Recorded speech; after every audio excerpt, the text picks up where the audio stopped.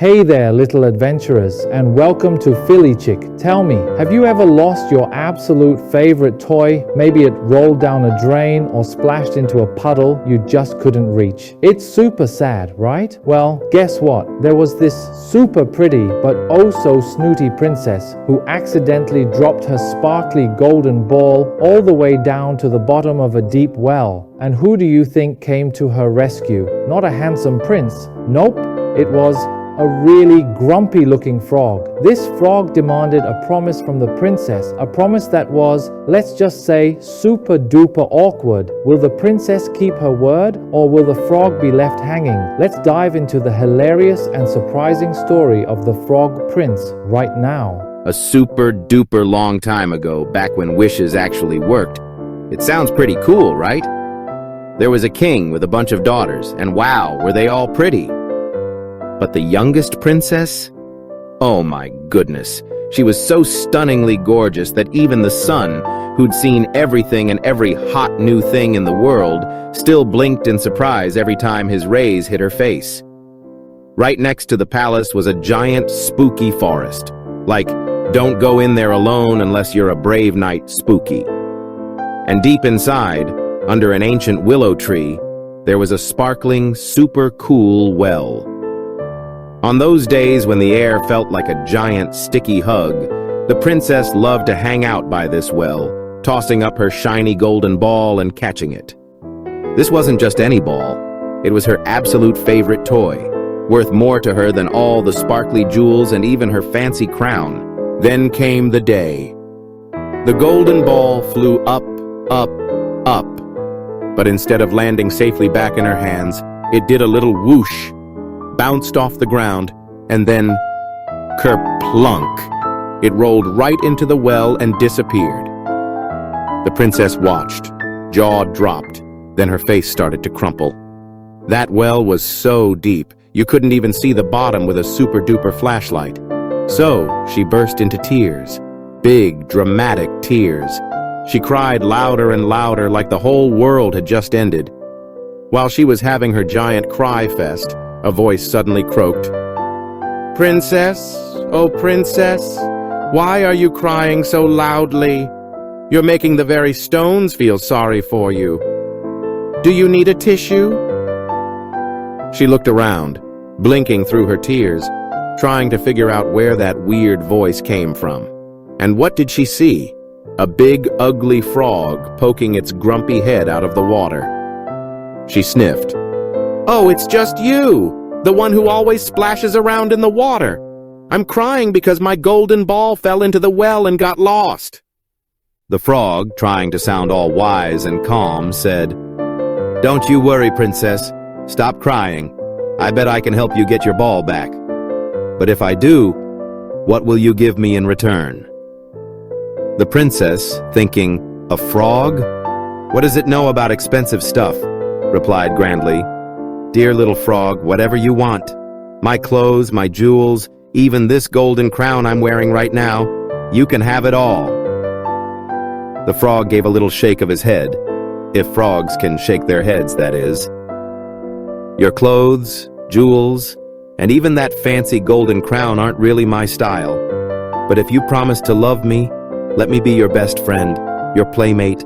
Let me sit next to you at your pretty little table, eat from your fancy golden plate, drink from your cute little cup, and even sleep in your super cozy bed. If you promise all that, I'll dive down and get your golden ball back for you." The princess, secretly thinking, "This silly frog is talking nonsense. A frog that just croaks all day being my best friend? Yeah, right. It'll never actually jump out of the well anyway," quickly agreed. Okay, I promise. I'll do everything the frog wants. Just get me my golden ball back." Seeing her agree, the frog gave a big plop and disappeared under the water. Just a moment later, he popped back up, that ugly mouth clutching the golden ball, and he tossed it onto the grass. The princess gasped with delight, snatched up her beautiful toy, and then, whoosh! She ran off as fast as her legs could carry her. The frog croaked and croaked, straining his voice as loud as he could. Wait for me, take me with you. I can't run as fast as you can." But the princess was already halfway home, running like the wind, so she heard nothing. A moment later, she'd completely forgotten about the poor frog. The frog, feeling quite sad, just hopped back into his well. The next day, the king, the princess, and all the fancy courtiers were having dinner. The princess was happily eating from her pretty golden plate when she heard a clippity-clop, clippity-clop coming up the marble stairs. It reached the door, and the frog knocked.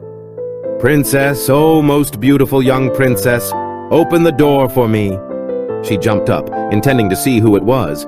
She opened the door, saw the frog sitting there, and quickly slammed it shut. She rushed back to the table, her heart pounding like a drum. The king, noticing his daughter's pale face, immediately asked, "My dear child, what frightens you so? Is there a giant at the door trying to kidnap you?" She stammered, "No, father. No, it's not a giant. It's a disgusting frog." "A frog?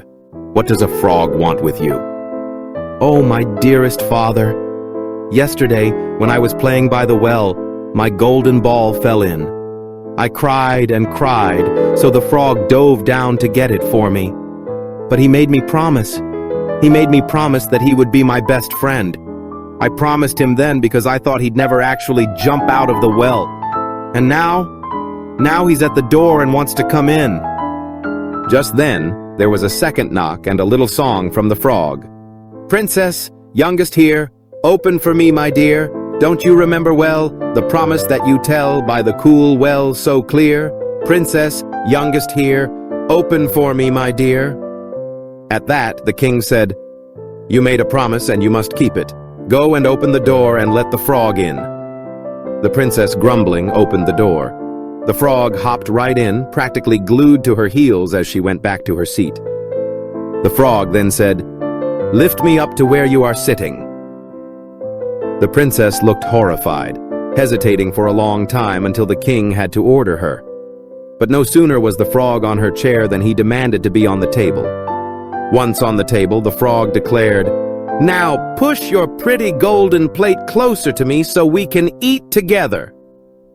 The princess did as she was told, but everyone could tell she was not happy about it.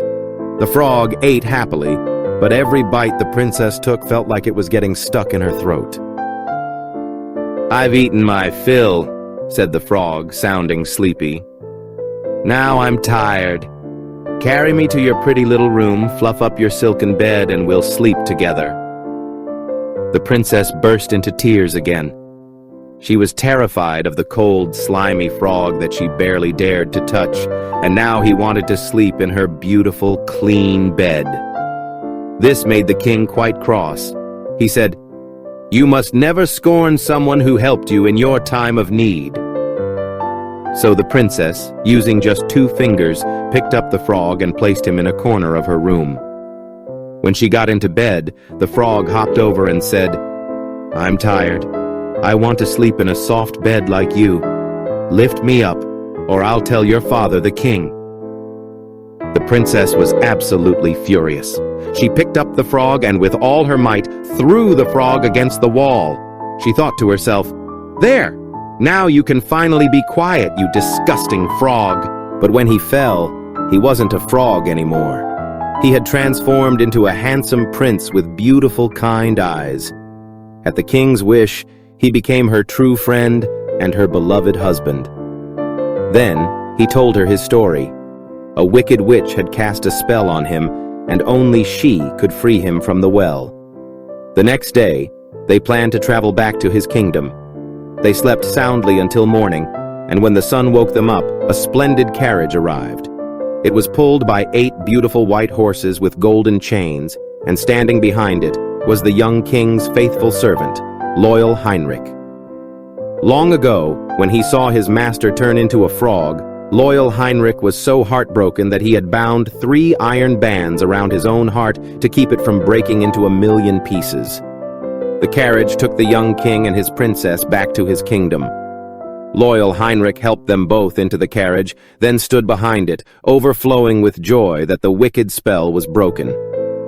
As they traveled a long way, The prince heard a loud crack from behind the carriage, like something was breaking. He turned and asked, "Heinrich, is the carriage breaking?" "No, my lord, it's not the carriage," loyal Heinrich replied, his voice still trembling with happiness. "It's a crack from my heart's bands. When you were a frog in the well's cold sands, my heart ached with sorrow, my soul in pain." Along the way, they heard two more crack sounds. The prince kept thinking the carriage was breaking, but it was just the iron bands around loyal Heinrich's faithful heart bursting open one by one, because his prince was finally free and happy.